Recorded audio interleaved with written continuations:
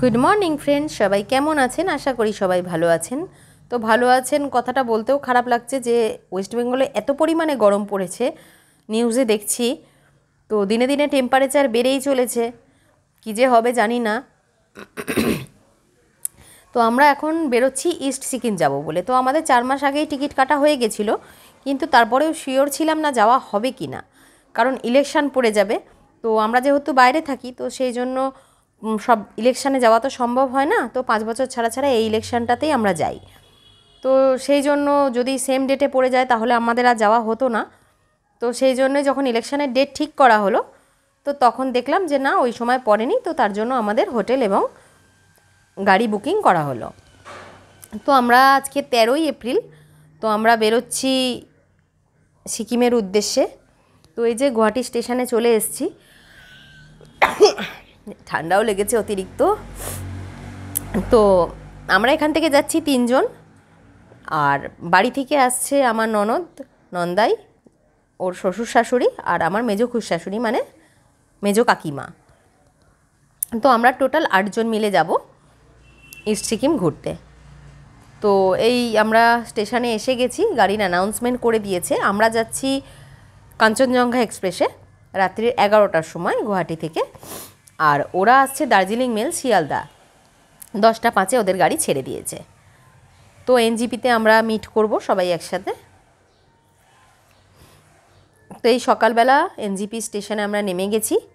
তো আমরা ওয়েট করব ওদের জন্য, ওরা আসবে, ওদের ফোন করা হয়েছিল। তো ওরা বললো গাড়ি ঢুকবে আর কিছুক্ষণ। তো এই যে আমরা উঠে বাইরেটায় ওয়েট করব ওদের জন্য। তো ওরা আসুক, এলে একসাথে সবাই মিলে যাত্রা শুরু হবে।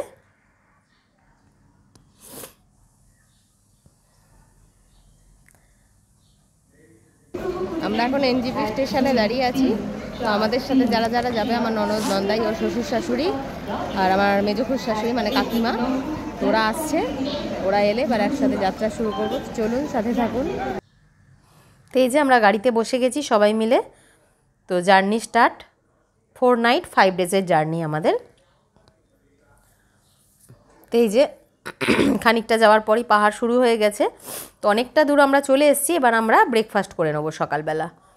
তো সবাই ঘুরিয়ে ফিরিয়ে ব্রেকফাস্ট নিয়েছিলাম, সবাই এক রকমের নিইনি। ওরা নিয়েছিল ছোলা বাটুরে, আমার ছেলে নিয়েছিল মোমো, শাশুড়ি নিয়েছিল, কাকিমা নিয়েছিল মোমো, আর আমার ননদের শাশুড়ি নিয়েছিল ম্যাগি। এরকম ঘুরিয়ে ফিরিয়ে সবাই মিলে নেওয়া হয়েছিল। আর আমার হাজব্যান্ড আর ওর বোন নিয়েছিল স্যান্ডউইচ। স্যান্ডউইচটা খুব একটা ভালো ছিল না, বাদ বাকিগুলো খেতে ভালোই ছিল। তো এই আমরা চলে যাচ্ছি। তো ইস্ট সিকিম গেলে করোনেশন ব্রিজ পড়ে মাঝখানে। তো ওই ব্রিজটায় না গিয়ে, ব্রিজের আগে থেকে একটা রাস্তা সিধে চলে যাচ্ছে, ওটা দিয়ে ইস্ট সিকিম যাওয়া যায়, যেটা তিস্তা নদী বরাবর যায়। তো তিস্তা নদীকে সাথে করে যেতে হয়। আর আমরা যে রাস্তায় যাচ্ছি, এই যে এত টি গার্ডেন দেখতে পাচ্ছেন, এই টি গার্ডেনটা কিন্তু আমরা করোনেশন ব্রিজের ওপর দিয়ে গেছিলাম, কারণ তিস্তা নদীতে ওখানে ভাঙা মানে ওদের রাস্তা ভেঙে গেছিলো, তার জন্য রাস্তা সারাইয়ের কাজ চলছিল। তো তার জন্য আমরা ওই ব্রিজের ওপর দিয়ে লাভা হয়ে ইস্ট সিকিম গেছিলাম। তো তার জন্য এত টি গার্ডেন পেয়েছিলাম। তো এটা আমাদের গাড়ির ড্রাইভার, খুব ভালো, ওর নাম আমোস। তো যেতে যেতে রাস্তা দিয়ে একটা ঝাউ বাগান পড়ে। তো সেখানে 20 টাকা করে এন্ট্রি ফিস ছিল। তো এই 20 টাকা করে এন্ট্রি ফিস দিয়ে আমরা এই ভিতরে ঢুকি। খুব সুন্দর ছিল ঝাউ বাগানটা। কিছুক্ষণ টাইম ওখানে রেস্ট করলাম, একটু ফটো শ্যুট করলাম, ভিডিও করলাম। পুরো মানে ছাওয়া, একদম শান্ত জায়গা, খুব সুন্দর। আর এই যে এখানের কুকুর তো জানেনই, আমরা যেটাকে স্পেনিয়ান ঘরে সুন্দর করে পুষি, ওখানে সেটা রাস্তার কুকুর ঘুরে বেড়ায় এরকমই। তো আজকে আমরা ফার্স্ট ডে, তো আজকে আমরা যাব শিলারিগাঁও।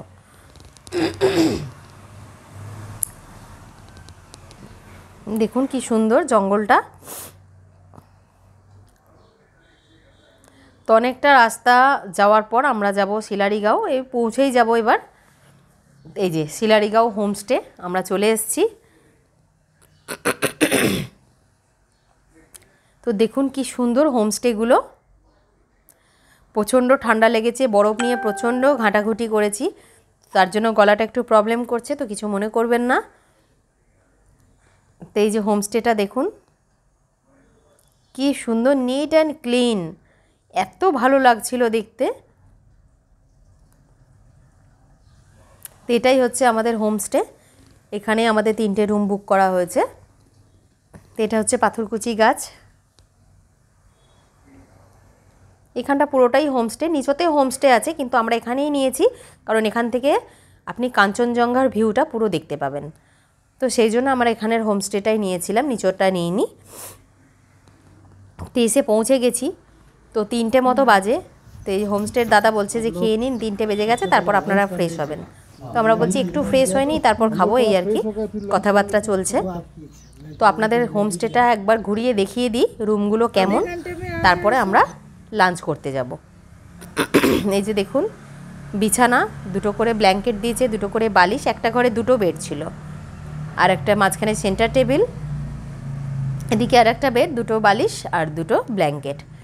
বাথরুমটাও নিট অ্যান্ড ক্লিন, খুব সুন্দর। আর ঘরের জানলা খুললেই বাইরে কাঞ্চনজঙ্ঘার ভিউ দেখা যাবে। তো যদি ওয়েদার ভালো থাকে আশা করছি কালকে সকালবেলা কাঞ্চনজঙ্ঘার ভিউ দেখতে পাবো এবং আপনাদেরকেও সেটা শেয়ার করব।